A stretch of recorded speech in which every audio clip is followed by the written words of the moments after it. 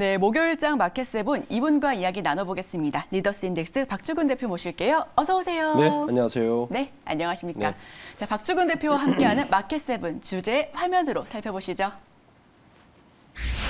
네, 지금 저희 보시는 것처럼 LG와 관련된 폐배터리 관련된 종목과 화장품, 마지막으로 원전주를 알아보도록 하겠습니다. 저희 첫 번째 키워드부터 한번 열어볼게요. 첫 번째 키워드 보여주시죠.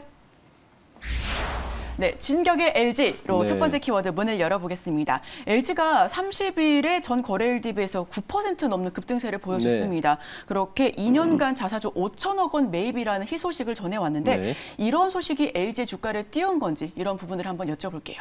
네. 자사주 매입은 언제나 호재죠. 네. 지금 요즘 주가를 부양하는 기업들이 참 많습니다. 삼성전자도 그렇고. 생각보다 뜨지 않았는데 LG는 사실은 3개 정도 이유로 뜬 것 같습니다. 첫 번째는 자사주 매입이 당연히 들어간 것 같고요. 2024년까지 5천억 정도의 자사주를 매입하겠다고 해서 주가를 띄우고 있고, 두 번째는 배당입니다.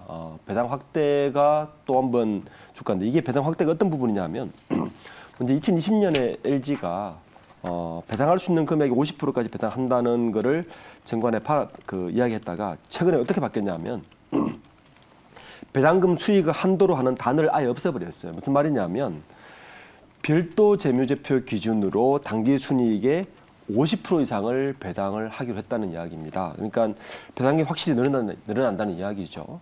또 배당을 좀 늘리는 이유 중에 하나는 구광모 회장이 구은모 회장의 사후에 상속을 받았는데 사실은 배당금으로 많은 상속세를 내고 있기 때문에 그런 부분도 이제 일조를 하고 있는 것 같습니다. 세 번째가 뭐냐면 LG CNS의 상장을 예정하고 있습니다. 7월 달에 LG CNS의 상장인데 LG CNS는 LG가 지분의 50%를 보유하고 있죠. 그러다 보니까 LG CNS가 상장하고 나면 LG CNS의 여러 가지 이익들이 또 LG로 가기 때문에 이 세 가지 부분 때문에 LG의 주가가 최근에 좀 오르고 있는 것 같습니다. 네, 지금 말씀해 주신 걸로 생각해 보면 삼성으로 비교하면 에버랜드가 상장하는 그런 격이네요. 그렇죠. 근데 삼성으로 비교하면 삼성 SDS 같은 기업들이 하나 상장하는 거죠. 예. 우선 LG가 총 투자 금액이 106조 원으로 집계가 됐고요. 배터리랑 소재에 가장 큰 투자를 하겠다고 결정을 했습니다. LG 엔솔과 LG 화학 현재 주가를 한번 리뷰 부탁드려도 될까요? 지난번 조 바이든 대통령의 방한 때 사실은 삼성도 방문하고 현대차도 방문하고 했지만 그리고 나서 며칠 있다가 삼성의 450조 발표, 그다음에 여러 그룹들의 발표했는데 주가가 오르지를 않아요. 생각보다 그렇죠? 네, 그렇죠. 되게 시장 반응이 굉장히 냉담했는데 저는 이번 조 바이든 대통령의 방안에서 사실은 가장 관심이 있었던 기업은 배터리였습니다. 왜냐하면 반도체는 어차피 중국과 경쟁 상태가 안 되는데 배터리는 미국이 중국을 경계해야 될 만한 상황인 거예요. CATL이 1위를 하고 있으니까. 근데 미국 입장에서는 CATL의 배터리를 사용할 수 없는 상황이면 그러면 대안은 LG나 우리나라 기업밖에 없는 상황이기 때문에 이건 조 바이든 대통령의 방안에서 경제 동맹의 가장 큰 수혜지는 앞으로 배터리가 될 것이다라고 저는 생각하고 있습니다. 실질적으로 지금 액션을 취하고 있고요. 이번 LG에서의 LG가 발표한 106조 원 투자 금액 중에서도 사실 핵심은 배터리입니다. 그런데 LG 엔솔과 LG 화학은 조금 양상이 다르죠.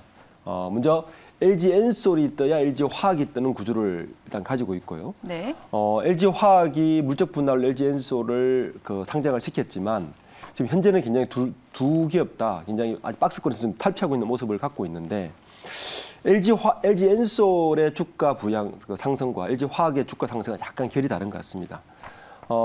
지금 글로벌 투자 기관 투자자들이 LG 엔솔을 지금 대거 매입하고 있는 것이 LG 엔솔에 뜨는 가장 큰 이유고, 그러니까 포트폴리오 구조상 삼성전자를 뺀 돈이 사실 LG 엔솔로 간다고 지금 보셔야 돼요. 그것 때문에 LG 엔솔이 뜨고 있는데 실제로 보면 외국인 매수세가 가장 높은 게 LG 엔솔이었죠. 거기다가 플러스 기관 투자자 매수까지 지금 붙다 보니까 LG 엔솔은 이 매수세로 인해서 지금 주가가 부양하고 있는 것이고, LG 화학은 외국인 매수세보다는 매출 포트폴리오 구성상 1분기 실적을 발표했는데 되게 재밌어요. LG 화학이 LG 엔솔을 떨어뜨리고 나서 물적 분할을 하고 나서 매출 포트폴리오가 기존의 클래식한 제품에서만 나는 것이 아니냐라고 투자자들이 우려했었는데 LG엔솔의 1분기 실적을 보면 첨단 수조 소재 부분의 매출이 굉장히 늘었어요. 특히 양극재 같은 소재 때문에 같은 매출이 34.5%나 뛰었어요. 그리고 첨단 소재의 하이니켈 양극재라든지 OLED 반도체 소재 같은 첨단 소재 부분들이 전체 매출의 보시면 40% 이상 떴기 때문에 LG 화학은 포트폴리오 구성의 재구성으로 인해서 포텐셜이 생긴 것이고 LG엔솔은 외국인 매수세로 인해서 지금 주가 뜨고 있는 부분이 가장 좀 차이가 있는 것 같습니다. 네, 저희도 LG 에너지 솔루션을 조금 더 주목해 봐야 할 것 같은데요. 그런데 이번에 LG 엔솔 이번에 폐배터리를 재사용해서 만든 전기차용 충전 ESS 시스템을 설치했습니다. 네. 그런데 미래에셋증권 같은 경우는 목표가가 67만 원으로 제시를 했고요. 교보증권은 목표가 50만 원으로 제시를 했는데 같은 기간 내에 증권사 목표가가 굉장히 좀 크게 차이가 나는 것 같습니다. 이 네. 부분은 어떻게 보실까요? 우선 두 가지가 혼재된 것 같아요. 일단 2분기 실적이 좀 좋지 않을 거로 예상을 하고 있습니다. 그러니까 상반기 실적의 압박감으로 인해서 목표를 좀 낮춘 것 같고 그런데 또 다른 쪽에서는 포텐셜이 좀 높다고 보고 있는 것 같아요.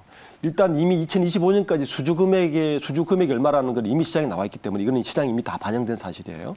그런데 남아있는 포텐셜이 뭐냐 하면 우리가 반도체의 밸류체인의 완성은 뭐냐 하면 팹리스부터 메모리, 비메모리, 그다음에 파운드리 이까지가 다 합치면 반도체의 알파 오메가를 다 완성한다고 그러거든요. 삼성전자는 그 길을 가고 있는데 자 그러면 배터리의 알파 오메가는 무엇일까? 일단 원재료, 니켈과 코발트 원재료 확보가 가능하냐? 얼마까지 가능하냐? 두 번째는 중간 소재인 양극재를 얼만큼 확보할 수 있느냐? 그리고 셀은 이미 만들고 있기 때문에 마지막으로 반도체의 폐배터리 리사이클까지를 다 할 수 있느냐가 배터리의 알파 오메가거든요. 지금 LG 에너지 솔루션에 가고 있는 길을 잘 보시면 이 알파와 오메가를 완성하려고 하고 있습니다. 그러니까 권영수 부회장의 취임 이후에 원재료 부분에서의 수급의 안정화를 위해서 굉장히 빠르게 움직이고 있고 두 번째는 양극재를 다른 업체가 아니라 자기 모회사인 LG 화학으로 양극재를 채우려고 굉장히 지금 투자를 활발하게 하고 있고요. 그리고 셀은 자기들이 만드니까 상관이 없고 마지막으로 지금 자동차 배터리가 나온 지가 지금 이제 10년이 좀 지났는데 10년쯤 되면 폐배터리가 나오기 시작하는 때입니다. 그러니까 리사이클레이션까지 완성을 시키면 사실은 배터리의 알파와 오메가가 완성이 되는데 제가 볼 때는 이 배터리 업체 중에서 이 알파 오메가까지 다 밸류체인을 합칠 수 있는 기업은 LG 에너지 솔루션이 유일할 수 있습니다. 첫 번째로. 저는 그 포텐셜이 굉장히 크기 때문에 아마 미래에셋증권 같은 경우는 그 부분을 좀 본 것 같고 그리고 교보증권 같은 경우는 상반기 실적에 대한 압박감을 좀 더 본 것 같습니다. 근데 원재료 부담도 좀 있었던 것 같고요. 네, 시각이 다를 수밖에 없는 부분이 분명히 있을 것 같고요. 그럼 잘 나가고 있는 LG 에너지 솔루션, 지금 가장 발목을 잡고 있는 그런 리스크가 있다면 어떤 부분이 있을지 혹은 이 리스크를 좀 충분히 커버할 수 있을지도 여쭤보겠습니다. 우선 단기적으로는 상장 3개월이 지났기 때문에 기관 투자자들의 의무 보유 확약 물량이 이미 나오고 있죠. 오버행 리스크가 있는데 이거는 제가 볼 때 외국인 투자의 증가로 많이 해소된 것 같고요. 두 번째 부담은 이제 원가 부담입니다. 이제 우크라이나 사태 때문에 원가 부담이 계속 압박을 받고 있는데 이 부분도 상당 부분 좀 해소되고 있는 것 같아요.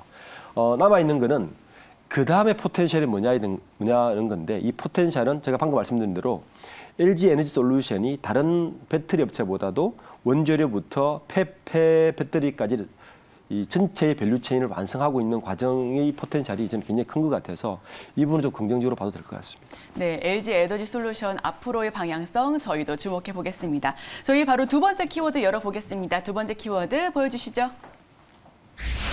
네, 문어다리 전략으로 두 번째 키워드 준비해 봤는데요. 중국 봉쇄 완화와 리오프닝으로 화장품주가 강세를 보였지만 그렇게 큰 폭의 상승세는 보여주지 못했습니다. 토니모리가 동일 업종비 6.76%로 전일장 우세했었는데요. 화장품주 전반적인 흐름에 대해서 먼저 한번 짚어주시죠. 네, 우선 그 리오프닝 관련해서 저는 뉴스로 나오는 여러 가지를 보지만 저는 중국 뉴스를 좀 봤으면 좋겠어요. 실제 리오프닝이 봉쇄 완화 소식이 들리긴 하는데 실제적으로 좀 내용을 보면 중국의 그 현재 실제로 그 지하철 이용률이라든지 이런 것들을 보면 상해나 베이징의 지하철 이용률이 겨우 한 15%밖에 되지 않습니다. 그러니까 리오프닝이 됐다고 봉쇄가 해제됐다고 하지만 굉장히 미약한 것이 우선 좀 현실적으로 봐야 될 것 같고요. 반면에 지금까지 그 공장 가동률을 굉장히 낮춰놨는데 공장 가동률이 증가하는 건 조금 긍정적인 신호로 보고 있습니다. 그래서 결론적으로 뭐냐면 중국의 생산은 소폭 반등하고 있지만 생활과 소비 회복은 이제 시작에 불과하기 때문에 좀 보수적으로 봐야 된다. 그렇기 때문에 엔데믹이 되면서 중국 상황이 좋아지는 것에 따라서 화장품주를 볼 때는 그러니까 스트릿샵이 강한 토니모리 같은 경우는 봉쇄 완화 조치가 바로 되는 거고 다른 화장품주라도 온라인 판매가 강한 주와 스트릿샵이 강한 주는 좀 분리해서 봐야 됩니다. 그러니까 봉쇄 완화가 됐을 때는 그래서 토니모리가 좀 뜬 것 같은데 그렇지만 실질적인 상해나 베이징의 봉쇄 완화 조치는 아직 미약하다. 그래서 조금 보수적으로 보는 것도 방법인 것 같습니다. 토니모리가요. 지금 실적이 너무 안 좋습니다. 재무 네. 상황이 너무 안 좋은데 5년 연속 적자에 계속해서 뭐 건강식품이며 다양한 뭐 펫사업까지 네. 확장을 하고 있는데 이 부분이 좀 효과가 있을지 앞으로의 토니모리 주가 방향성에 대해서 마지막으로 여쭤보겠습니다. 네, 토니모리가 5년 연속 영업적자를 보면서 여러 가지 그 문어발식으로 사업을 확장하고 있었어요. 이제 건기식도 했었고 반려동물 뭐 의약품 사업도 했는데 의약품 사업과 건기식 사업은 아직까지 식약처 허가도 받아야 되고 그리고 그 임상 시험 1단계에 있기 때문에 좀 아주 미진하고요. 반려동물 사업을 위해서 회사 하나를 이제 인수를 해서 사업을 시작했. 작년 4월에 인수를 했죠.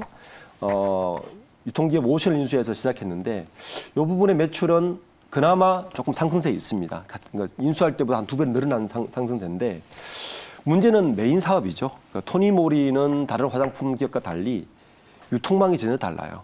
그러니까 스트릿샵으로 시작했기 때문에 코로나 시대 때 가장 직격탄을 맞았었고 그렇지만 그 2년 동안 유통망을 인터넷 그 유통망으로 오픈 마켓으로 그냥 확장하려고 했는데 사실은 성공하지 못했습니다.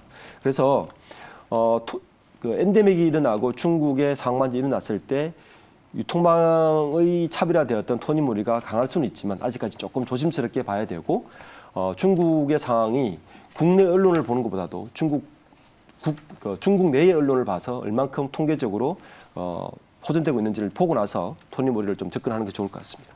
네. 토니모리 접근 전략까지 들어봤습니다. 아무래도 뭐 주가가 한 6% 넘게 상승을 하긴 했지만요. 이 부분이 앞으로 계속해서 또 이루어질지에 대해서 여부에 대해서는 또 우리 투자자 여러분들께서도 함께 지켜보셔야 할 것 같습니다. 네. 자, 여기서 저희 목요일장 마켓세븐 문을 닫도록 하겠습니다.